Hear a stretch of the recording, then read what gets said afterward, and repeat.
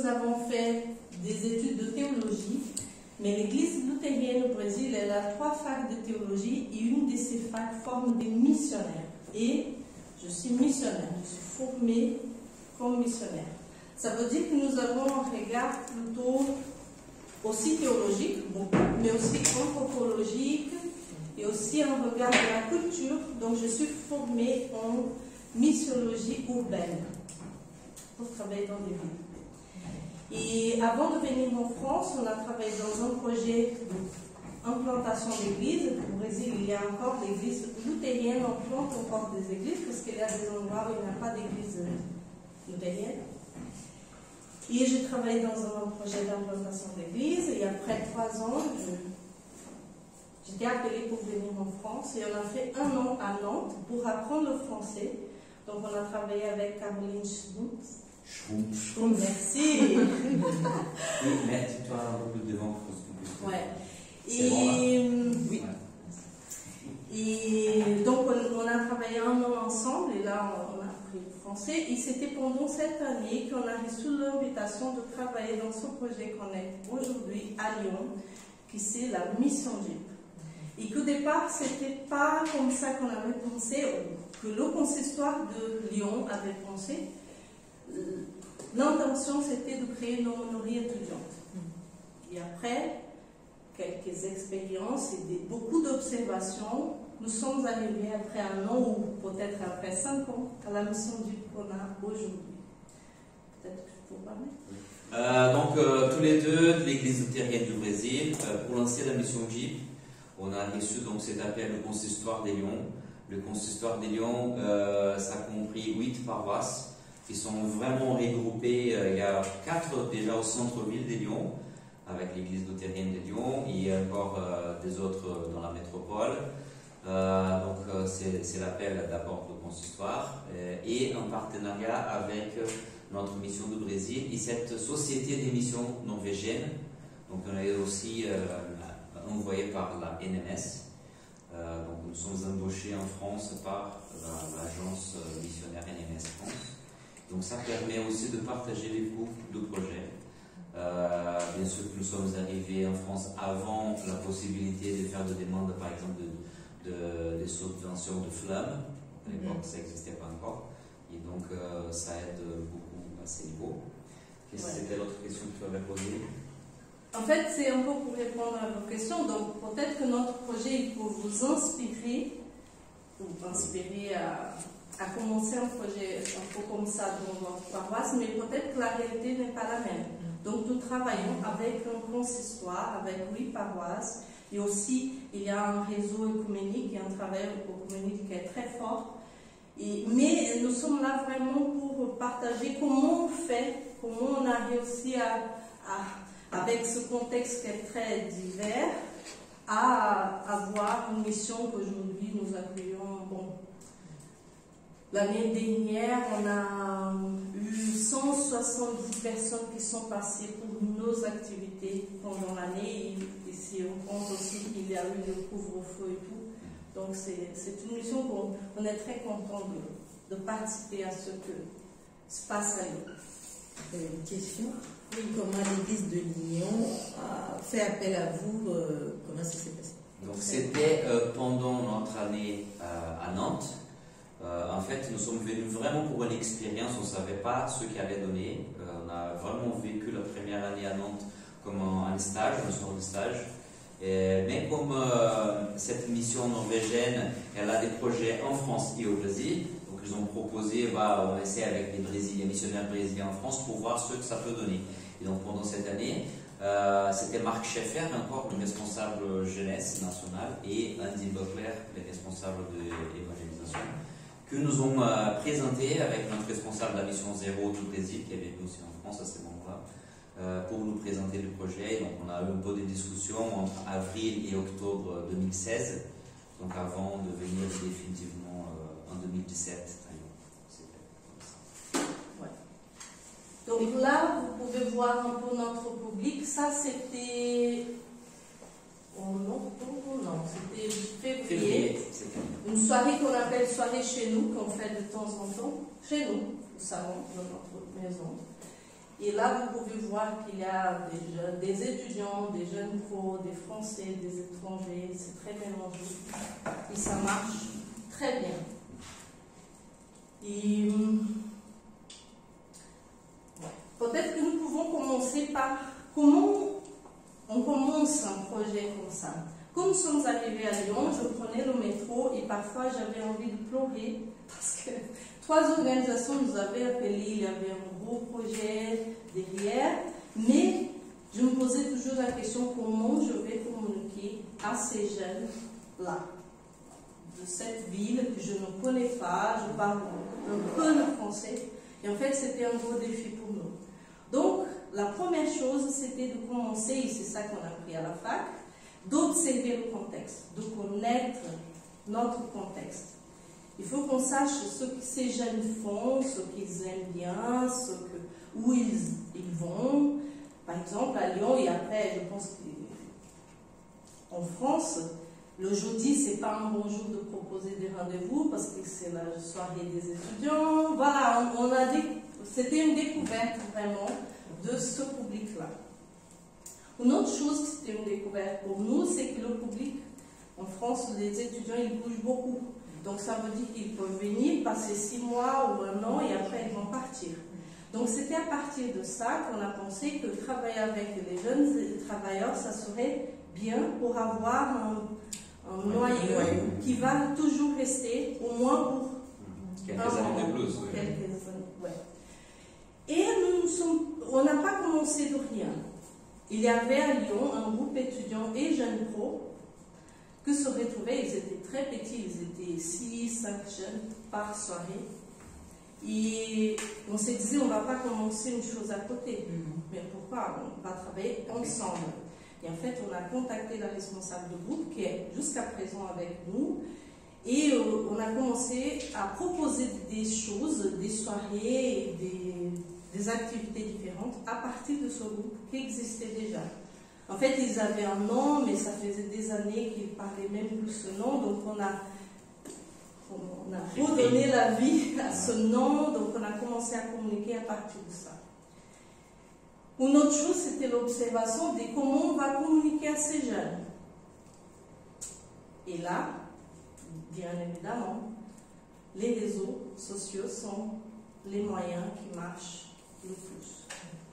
Même que parfois ils ne sont pas trop Instagram, notre public, il n'aime pas trop Instagram, TikTok, moins, c'est les plus jeunes, mais de faire la communication sur Internet. Donc, nous avons commencé à faire de la communication sur Facebook, Instagram,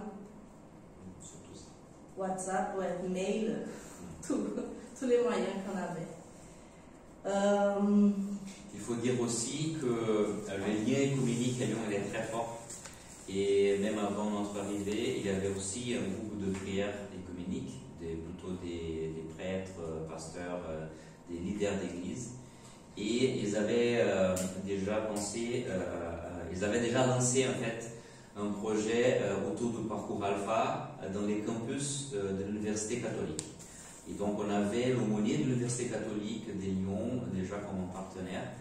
Et aussi tout de suite on a intégré l'équipe que proposait le parcours alpha à l'Université catholique. Donc ça nous a aussi vite fait aider à rentrer dans le monde écuménique de Lyon. Et aussi pour être en contact avec les étudiants. Oui, dans un campus où les religieux est permis.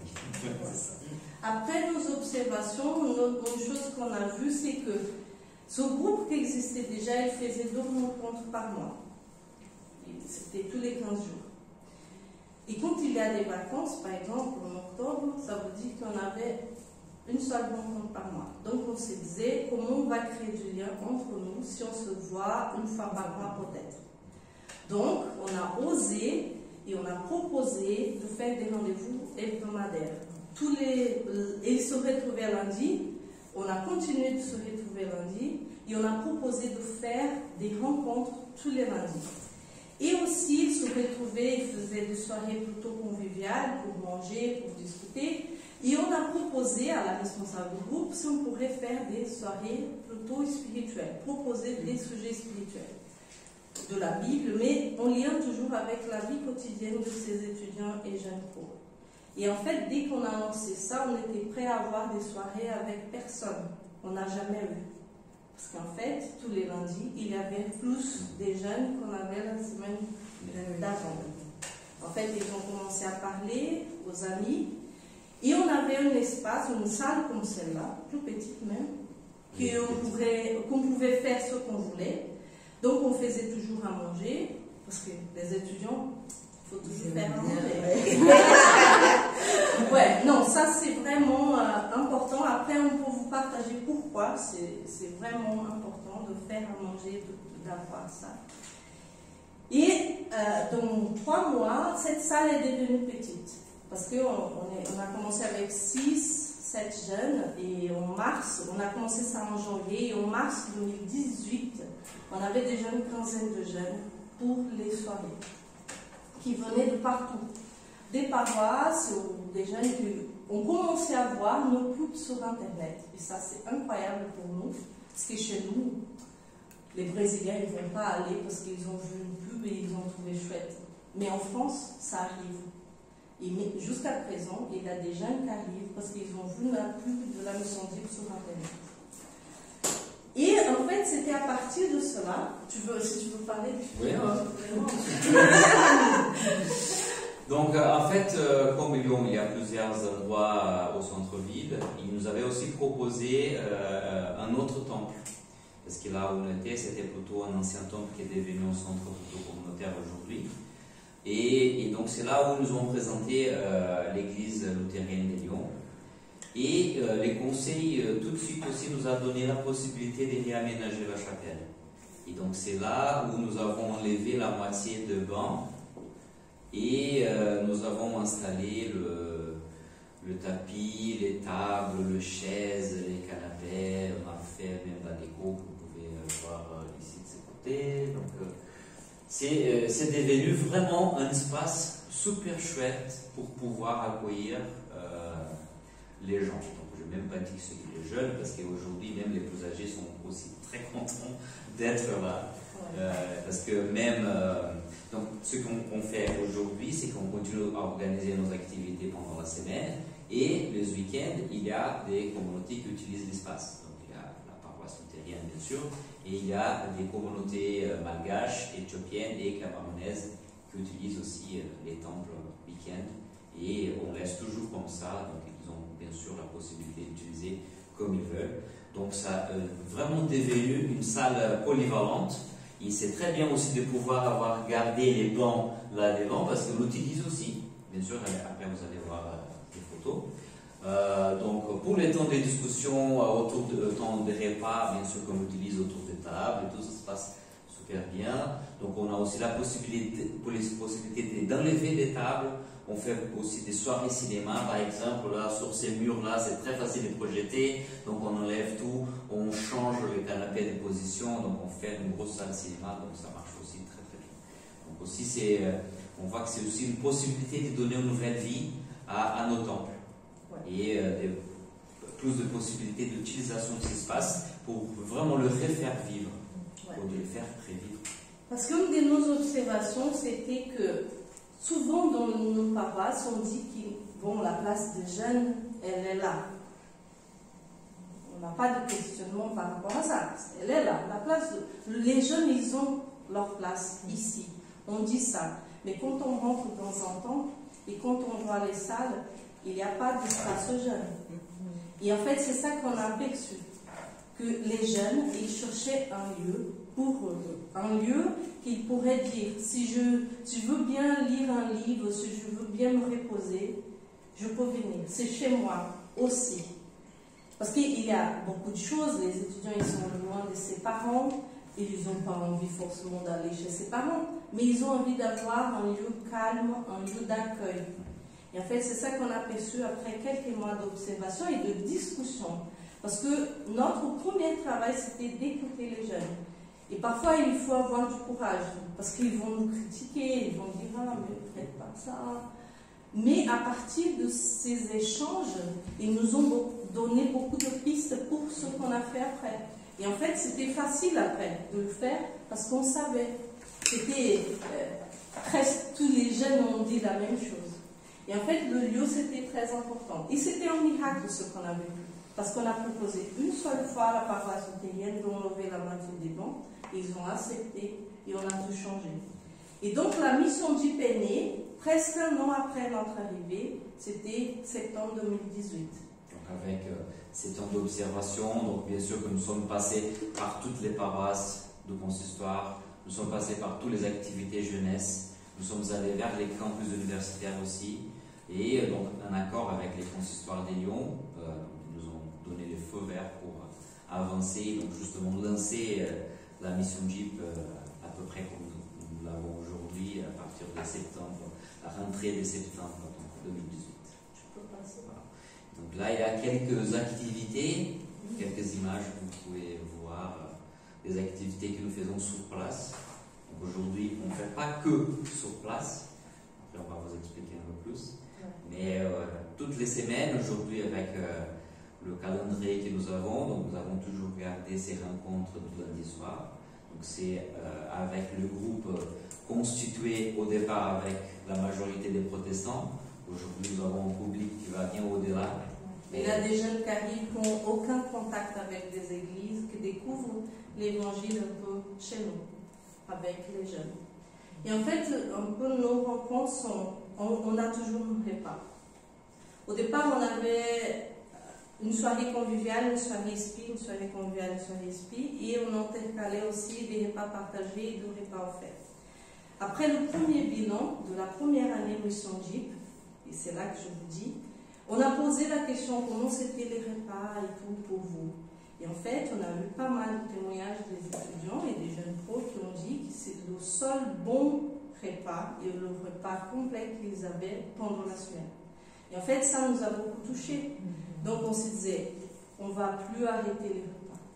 Et là, nous avons une équipe, ce sont des paroissiens qui préparent à manger, et on réchauffe, et on fait un service comme un resto. On sert, on les sert, même le dessert, donc on fait un déco de table.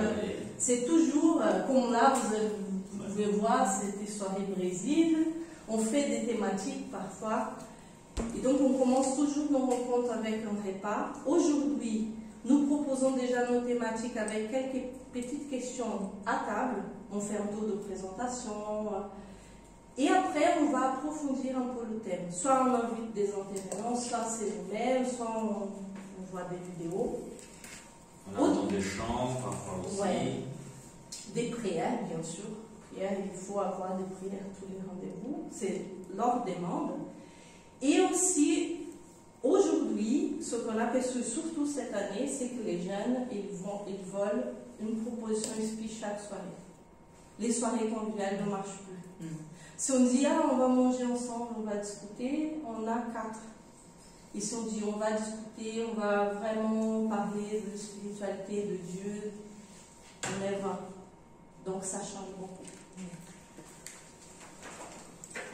Ouais, on n'a pas beaucoup de temps peut-être. Oui, ouais. On peut parler jusqu'à 15h30, je crois. Ouais. Donc, il y a plusieurs de ces informations que vous pouvez trouver sur la plaquette où il y a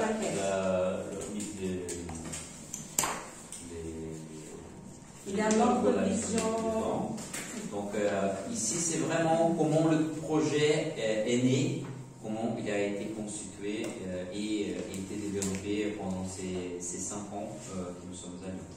Et donc, en fait, cette idée déjà c'est par exemple de proposer des rencontres toutes les semaines, c'était vraiment dans cette démarche d'aller établir des liens. Parce qu'on voyait que c'est vraiment ça que c'était un des manques.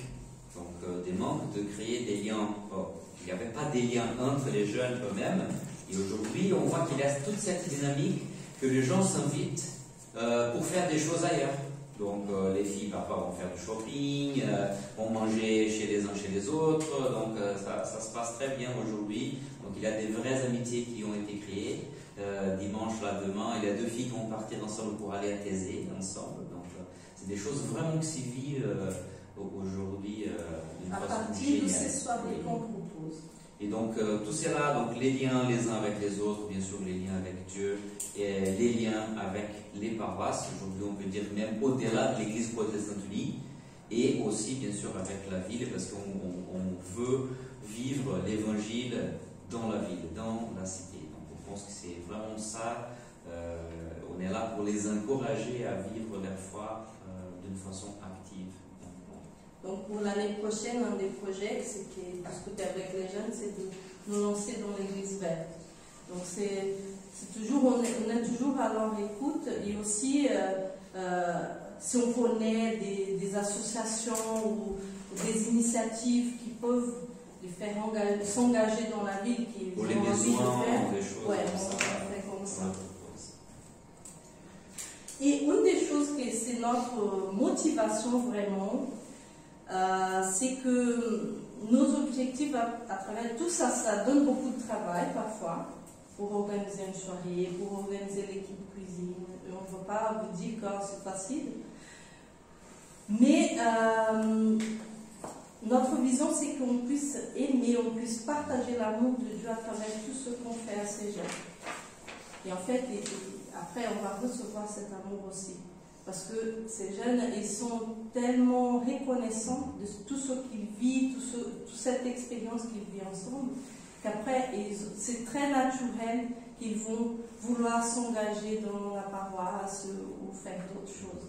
Parce qu'ils se sont vraiment accueillis. Les jeunes, ils savent même qu'on n'est pas... On fait des tours, on fait des cultes aussi en paroisse. Ils savent que ce sont les paroisses de Lyon qui les accueillent. Ce n'est pas que nous. La mission DIP, c'est cet ensemble des paroisses. Donc ils savent que c'est l'église de Lyon qui les accueille. Et donc aujourd'hui, pour vous expliquer, au lieu d'avoir des activités pour les étudiants et jeunes professionnels dans chaque paroisse, nous rassemblons tout. Donc c'est la mission DIP qui propose, c'est un endroit unique pour tout le monde. Donc encore de ces côtés plus la philosophie de notre travail, donc il y a quelques valeurs clés là qu'on développe à partir de ces liens qui sont créés. Donc bien sûr l'évangélisation par cette rencontre qui est proposée, toujours bien accueillir les gens. Donc c'est ça que Marianne a dit, que par la façon dont on va faire la déco, on va préparer un repas, c'est justement cet accueil qui les touche beaucoup.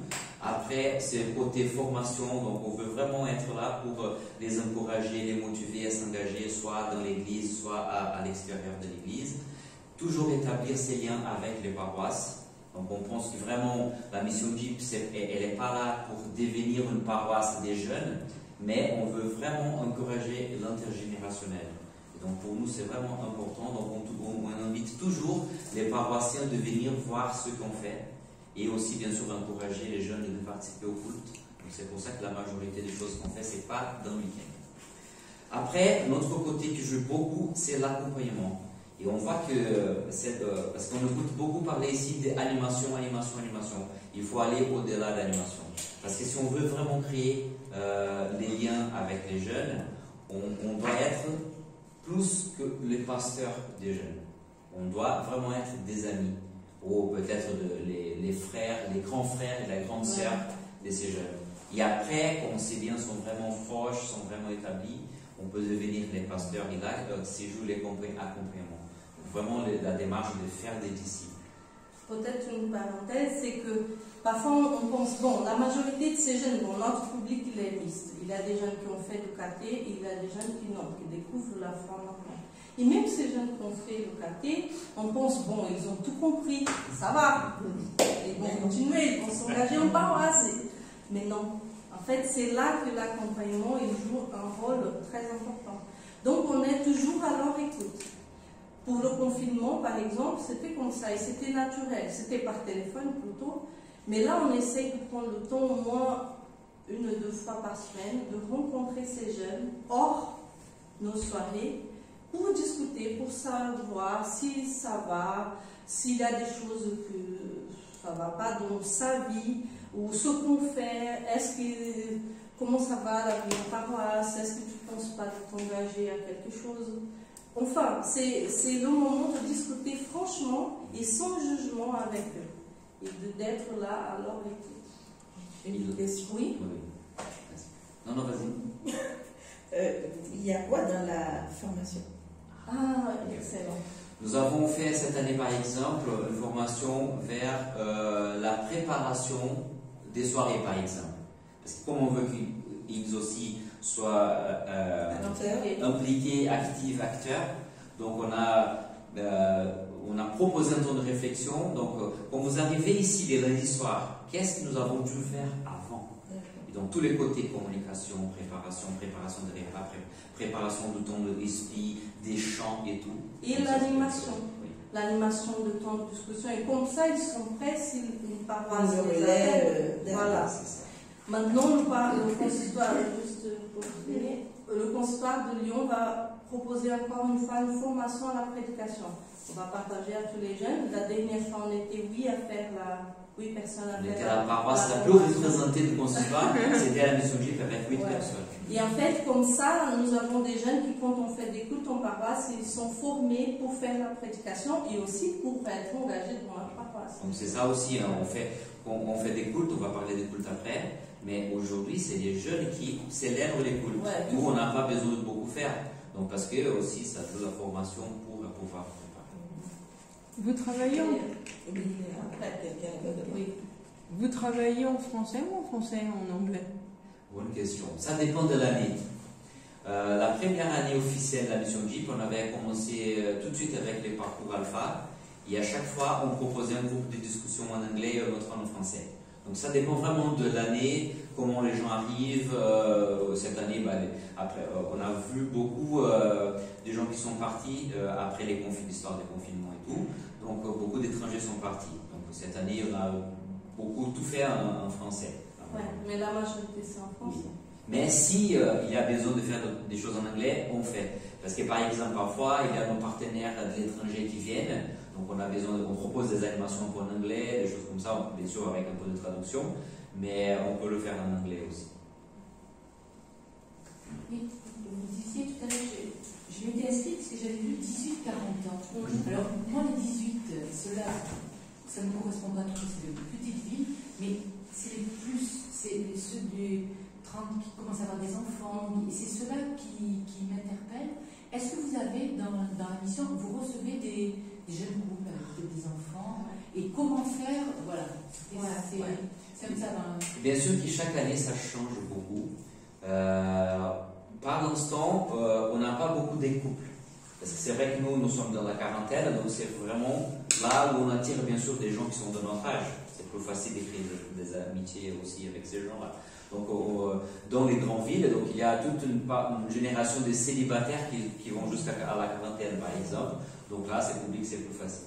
Nous avons déjà un couple qui est marié, on peut dire, au centre de la mission GIP et qui a eu le premier bébé. Premier bébé GIP. Malheureusement, ils ne sont plus à Lyon, ils sont dans la région parisienne, mais on garde aussi un très bon lien. Et donc, on ne peut pas dire qu'ils sont là avec nous, mais si c'est à Lyon, bien sûr que ça serait une première. Et maintenant, une fille elle commence. Oui, donc c'est une fille qui est dans la trentaine, et qui a un bébé et qui a commencé à participer avec nous. Donc là, se joue aussi la dynamique familiale de prendre soin du bébé. Donc pour pouvoir y aller, il y a l'autre parent qui doit rester à la maison. Parlons ensemble parce qu'il était donc on n'a pas trop cette expérience. Donc on n'a pas encore vécu la réalité des parents tout entier au sein de nos activités. Pour vous dire un peu où nous sommes. D'accord, merci. Et bien sûr, le dernier point, l'écuménisme, on en a parlé un peu. Donc c'est plutôt la maison d'unité. On va vous expliquer un peu plus avec le petit tract qui est là, qui est des tracts carrés, qui c'est aussi l'activité qui existe à Paris. Voilà. Donc comment on voit ces liens entre paroisse et mission GIP?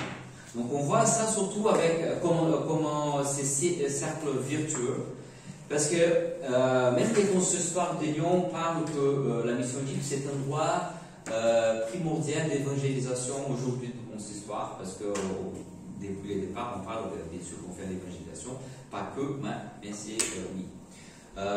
Surtout lié avec les universités ou avec le monde universitaire, les mondes du travail, pour les jeunes professionnels. Donc il y a tous ces côtés des formations dont on parlait. Et ça, on voit qu'il peut jouer beaucoup du côté des paroisses qui veulent aussi bien s'impliquer avec nous.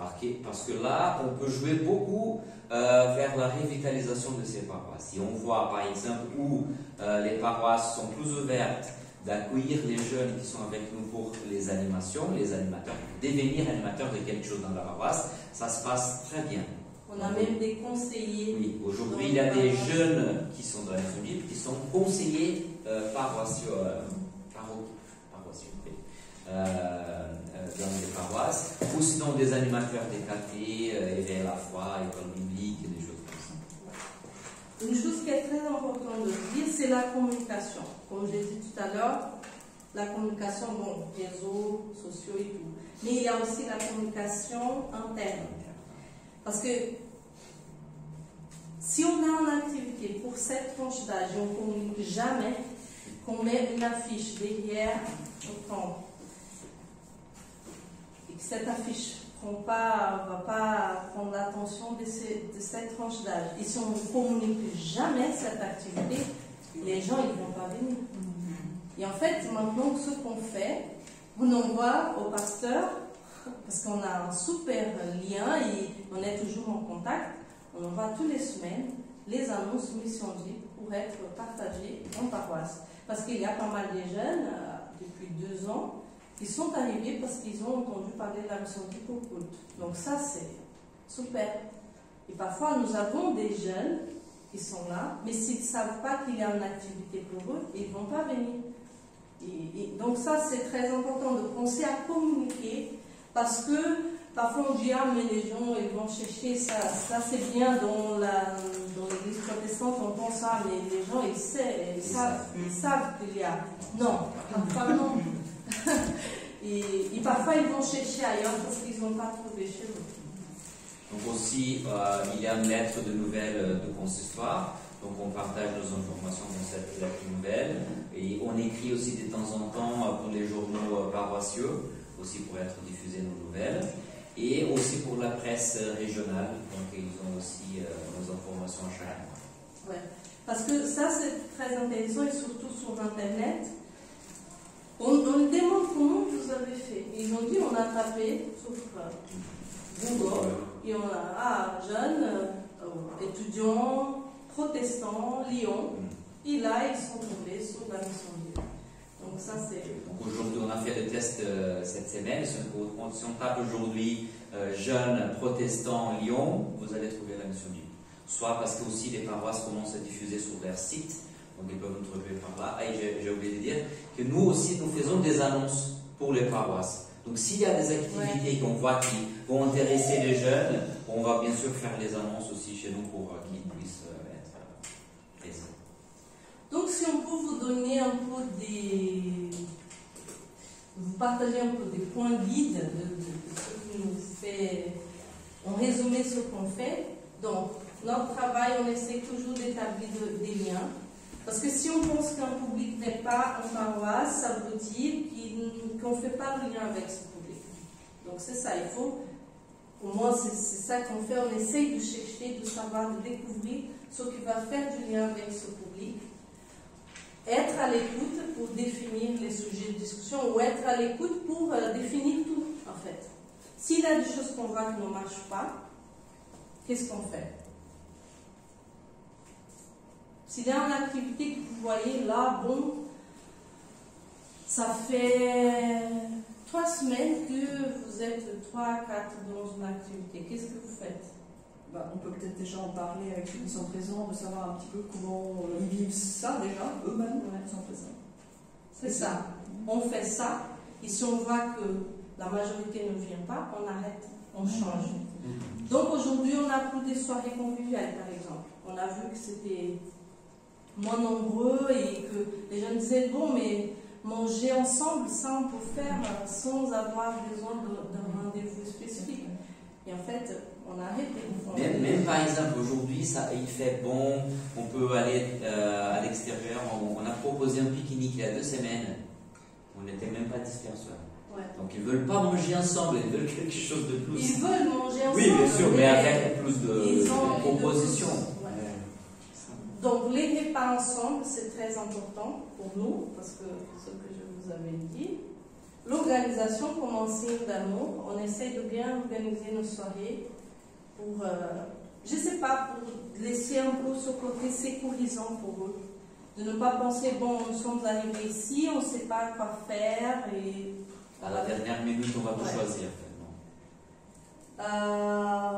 On pense que pour nous, la seule difficulté que ces jeunes puissent trouver, c'est s'il y a quelque chose contre l'évangile, mais les autres obstacles, on essaye de les enlever. Des rencontres hebdomadaires pour tisser de liens, l'accompagnement, intégration et formation. Et aussi une chose, c'est que dès le départ, une des choses qui nous a encouragés, qui nous a laissé vraiment libres pour essayer, c'est de savoir qu'on peut tout investir et avoir aucun résultat. Oui. Voilà, on peut tout faire, on peut faire tout cela et ça peut ne pas marcher. Et c'est bien, on a essayé, on a fait. Parce qu'une chose qu'on voit dans la culture d'église, et c'est un peu partout, c'est que parfois on lance des choses et c'est très difficile d'échanger des choses après dans l'église. Mais malheureusement, la logique de notre temps, c'est que la société change très vite maintenant. Donc il ne faut pas avoir peur de faire des essais. Et si l'essai ne marche pas, on arrête et on essaie une autre chose. Mais il faut se permettre d'être créatif, de mettre en pratique notre créativité et d'essayer des choses. C'est là où on prend cette idée de ne pas avoir peur si les choses marchent. Est-ce que je peux vous poser une question Bien par sûr. rapport, j'allais dire, aux résistances ou aux choses qui empêchent, vous avez mis tout à l'heure, Oui. s'il n'y a pas de réception à l'évangile ou quelque chose comme ça, ou est-ce que j'ai bien compris, ou voilà, difficulté pour les nouveaux doit être l'évangile. En fait, L'idée c'est que on sait que l'évangile c'est pas quelque chose de simple pour quelqu'un qui arrive à l'église aujourd'hui, pardon, de comprendre d'un coup. Donc il y a déjà cette difficulté de comprendre. Qu'est-ce que ça veut dire que pour arriver en premier, il faut être le dernier, qu'il faut aimer les ennemis, qu'on croit à un Dieu qui est mort sur une croix, qui a ressuscité, tout ça.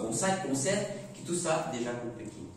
Après, il y a tout dans notre culture d'église qui peut aussi devenir des barrières. Et c'est ça qu'on veut dire. Donc, si l'accueil nous pose déjà des problèmes, comment on pense que la personne va s'intéresser par l'évangile si nous, on ne représente pas dans cet amour que Marianne veut nous parler? C'est un peu le jeu là, est-ce Ouais. que je peux témoigner? Même par exemple, parfois, malheureusement, nos temples, ils sont parfois très bien placés, mais très mal aménagés. Donc, on a une déco très moche, on a des bancs qui sont durs, qui craquent à chaque 10 minutes, et devant nous, il y a un monsieur qui est déguisé en Batman, avec un bavoir blanc, qui essaye de nous faire comprendre qui est ce Jésus. Mais ça, déjà, c'est un défi. Hein. Donc, c'est un peu ce type de choses qu'il faut repenser peut-être. Ouais. Et qu'on puisse vivre vraiment le contenu. C'est vrai que c'est vrai que nos temples sont, notamment encore plus peut-être en campagne, dans des campagnes protestantes anciennes, Moins accueillant. avec des vieux temples froids. Alors là, justement, on a un projet sur le plateau rural de trouver donc de prendre un temple et de le réaménager. Et effectivement, ce que vous montrez, est-ce que vous pensez que c'est important de faire ça que le lieu soit un temple, ou est-ce qu'on pourrait se dire, si c'était dans une salle quelconque, est-ce que ça irait aussi? Parce que c'est vrai que, est-ce qu'il y a besoin est-ce que le lieu, ça a aussi une importance dans votre démarche? Voilà, c'est un peu ce que je me... C'est une bonne question. Je vois qu'aujourd'hui, il faut jouer beaucoup avec l'emplacement de nos temples. Parce que je sais que dans la majorité de l'endroits, les temples sont très bien placés. Donc déjà, comme stratégie géographique, on peut continuer à jouer là-dessus. Après, il y a tous les côtés de la signification du temple, qui ça a changé. Les gens aujourd'hui ne voient pas les temples comme on voyait dans le passé. Donc c'est un endroit sacré, il n'y a pas le même poids. Et donc, à un moment donné, il faut réfléchir. Est-ce qu'on continue à faire des choses dans les bâtiments du temple, ou est-ce qu'on peut se permettre d'aller ailleurs? Et là, on voit qu'il y a beaucoup de choses qui peuvent se jouer, soit dans les églises des maisons, donc les groupes de maisons, ou des nouvelles propositions d'endroits, comme l'endroit là à Pontivy, l'espace Kilomade. Donc je vous recommande d'aller voir ce que Jean-Pierre a partagé ça, par rapport à ça. Parce que là aussi, c'est la réflexion locale qui va nous donner ses réponses. C'est ça. Moi, je ne peux pas vous dire, parce que je ne connais pas les contextes rural où vous êtes, pour vous dire que c'est mieux de faire dans le temple ou ailleurs. Mais vous pouvez faire des essais. Exactement.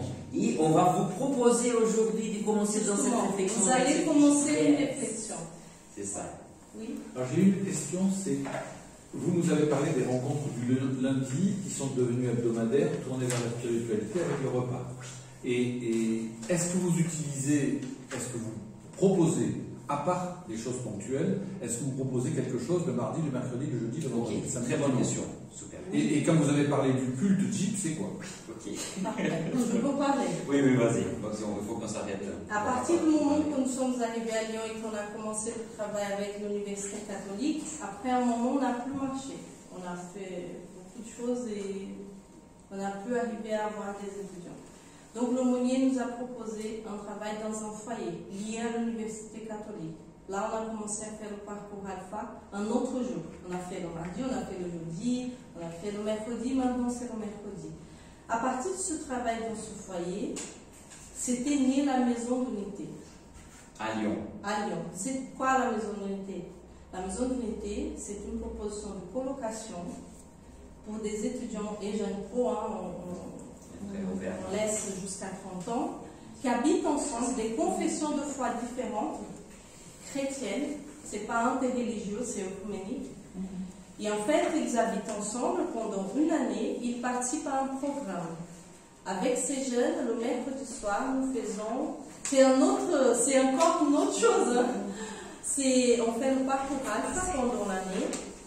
Et aussi, nous invitons des intervenants, ça veut dire des prêtres catholiques, des prêtres anglicans et orthodoxes, à venir parler de leur église, des pasteurs évangéliques. Et en fait, c'est un parcours œcuménique.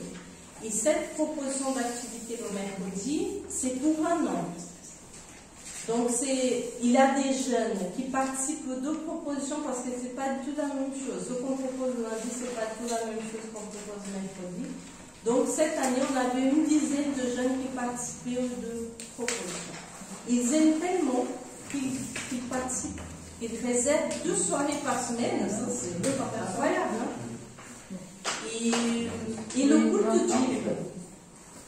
Le culte Jeep, c'est un culte en paroisse. On fait un tour de paroisse de Lyon. On fait 4 dans l'année parce que c'est une sacrée organisation. On réserve une soirée ou 2 avant le culte, avant la date. Et on prépare le culte ensemble avec ces étudiants et jeunes pro, avec notre équipe. On fait les chants, toutes les parties du culte. Et là, c'est aussi un lieu de formation. Parce que maintenant nous avons une animation, la dernière fois c'était trop rigolo parce qu'on a des discussions théologiques là et c'est trop bien parce qu'on les introduit dans la liturgie protestante.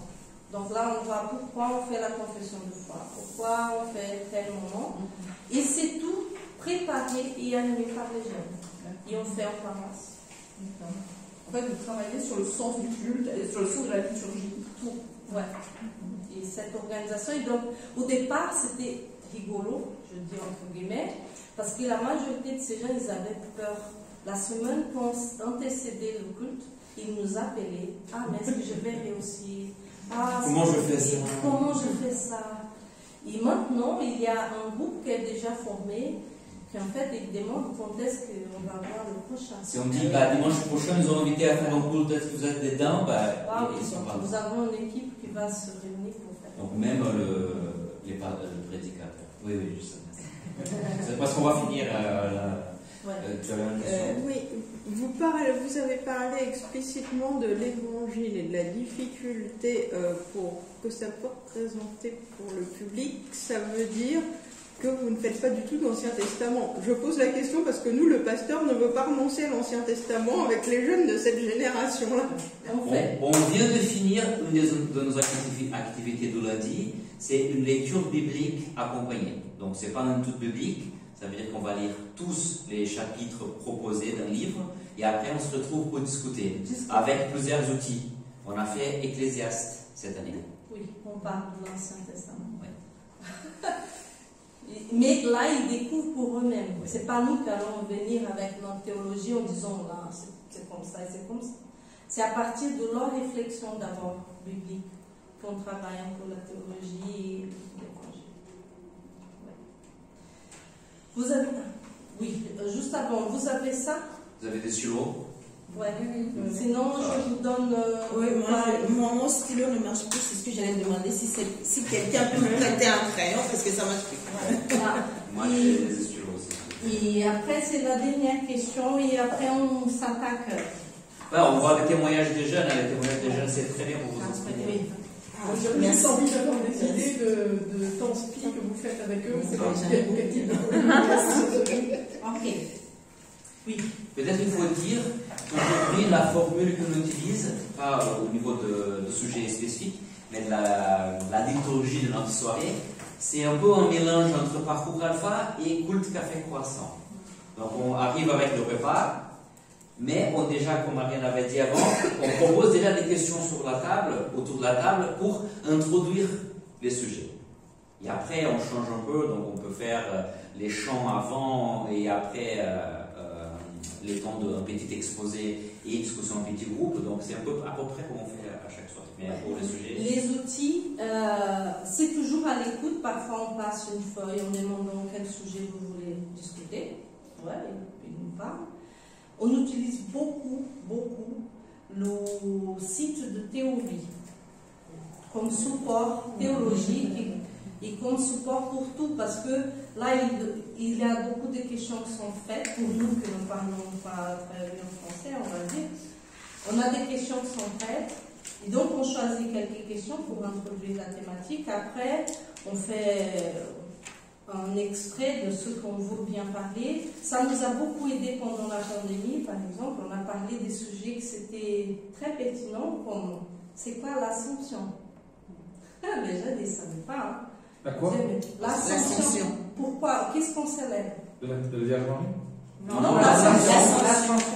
Non, de Christ. Pentecôte, c'est quoi ça? Et en fait, Théovie nous a beaucoup aidé. Et quand on a, même maintenant, on accompagne une fille qui a des questions par rapport à son corps. Et là, j'ai trouvé beaucoup d'éléments dans les propositions Théovie. Donc, on utilise beaucoup Théovie. Il y a un site il y a des vidéos qui sont très bien faites. Il y a beaucoup en français, c'est Bible Project. Vous connaissez? Bible Project. Ça, il faut impérativement connaître. Parce que même si c'est des animations, c'est en fait pour tout le monde. C'est pas que pour les enfants. C'est un truc très bien basé théologiquement et c'est très bien fait. Ouais, ils font des résumés des livres bibliques. Ils ont commencé avec ça, avec des synthèses des livres bibliques. Ouais. Et après, ils ont développé des mots en grec, des mots en hébreu. Ils ont fait une mini-série Luc et Actes. C'est super. Donc ça vaut vraiment le coup de voir. J'ai écrit ici sur l'écran pour que vous puissiez. On utilise aussi beaucoup le site animation.org de la Ligue. Oui, c'est très bien. Et parfois, nous créons nous-mêmes nos animations. C'est dans le besoin. Ok. Après, s'il y a d'autres questions. Petite question. Vous avez parlé en disant que l'accompagnement, c'était important. Mais moi, je me dis, dans les paroisses, si c'est une personne à laïque qui prend en charge le groupe, l'accompagnement, il n'est peut-être pas formé pour ça. Donc, du coup, comment on peut gérer cette partie-là? Parce que vous, c'est bien, vous faites les deux, mais... Excellente question. Une des choses qu'on a lancées, ça fait 1 an, c'est de partager cet accompagnement avec les paroissiens. En fait, il n'y a pas besoin de plus grand chose, parce que s'il y a dans un accompagnement, s'il y a des questions théologiques qui sont difficiles, là, on va donner le lien, on va passer cette personne pour aller voir le pasteur. Mais il y a un accompagnement qui est très simple, c'est juste demander comment ça va. Comment ça va pour tes études? Est-ce que tu as des difficultés? C'est simple d'inviter à manger chez nous, de manger ensemble, de connaître cette personne. qu'est-ce que tu aimes bien faire, qu'est-ce que tu vas faire pendant les vacances, sont des choses simples, mais pour eux, c'est très important parce que parfois ils sont vraiment seuls. Et surtout, une des choses qui nous gêne pas beaucoup, c'est que la mission DIP, c'est le seul endroit où ils peuvent parler de leur foi. Ils n'ont pas un autre endroit où ils peuvent parler librement de leur foi et des questionnements. Ceux qui ne croient pas, ceux qui ont des difficultés à croire. Et en fait, là, c'est un lieu d'accueil. Même quand, parfois, quand les gens posent une question, et que parfois, pour paraître bête, on ne va pas dire « Ah non, on ne peut pas penser ça, c'est pas biblique », on ne va pas dire ça. On accueille toujours. C'est ça. Et on dit que tout le monde a le droit d'avoir beaucoup de questionnements, chacun a son parcours. Enfin, c'est là qu'ils se sont vraiment écoutés, en fait. Et déjà, le fait d'ouvrir notre maison pour les accueillir. Maison, notre temps, on n'a pas besoin de les accueillir. D'aller à la maison, mais c'est vrai que le fait que nous, on ouvre notre maison pour faire des choses, comme on a montré la première photo, ils sont vraiment à l'aise avec nous. Donc, Bible Project, ils ont leur propre site, mais c'est sur YouTube aussi.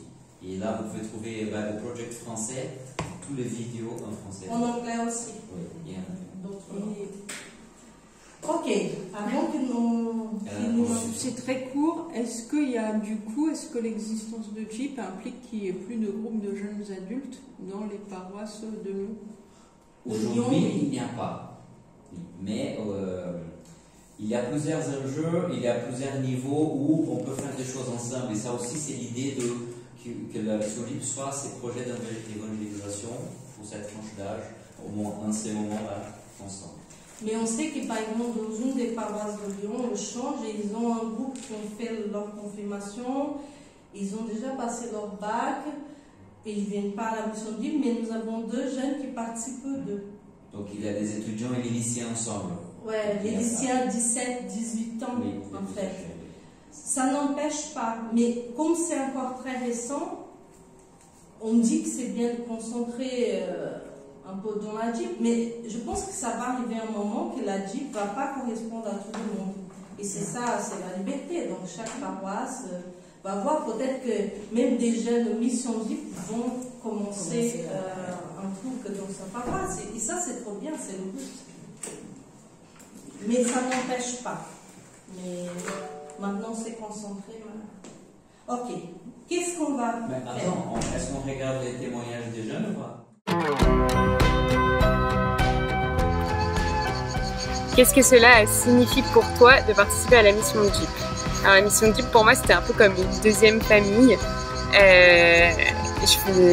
J'attendais le lundi avec impatience. C'était le petit échappatoire de la semaine où je pouvais rencontrer du monde, échanger sur ma vision de la religion, mais pas que. Et voilà, d'ouvrir mes réflexions et ma curiosité.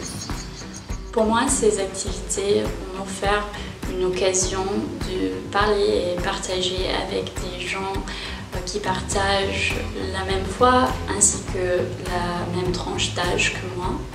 Ce qui est important parce que cette période de vie, au moins pour moi, est un peu transitoire.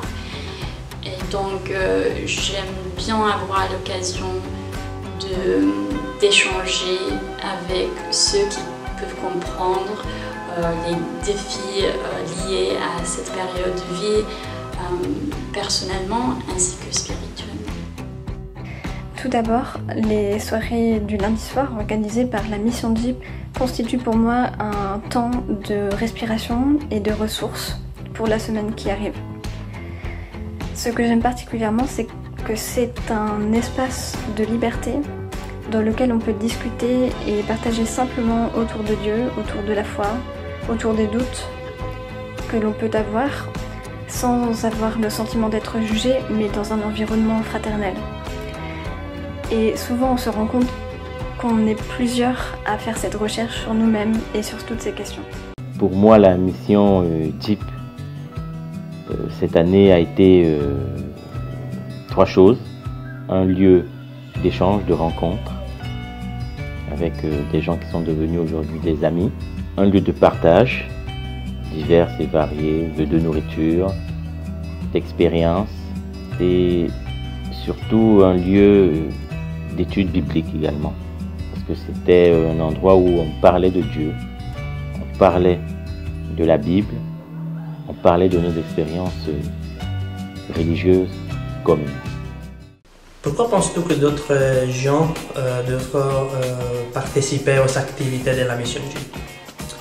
Moi, je pense que la mission JIP fournit un très fort soutien pour les gens professionnels, les jeunes étudiants qui vont s'installer dans la ville, surtout s'ils ne parlent pas encore français.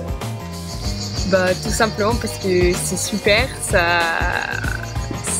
c'est vraiment génial, on rencontre plein de gens, il y a plein de temps atypiques, on a fait un repas brésilien, on a fait une soirée cinéma, on a fait plein de repas différents, conviviaux, spirituels, du coup c'est trop cool et ça a permis de grandir, tout est dans la bienveillance et l'amour et voilà, moi je vous le recommande. Donc vive la mission JIP.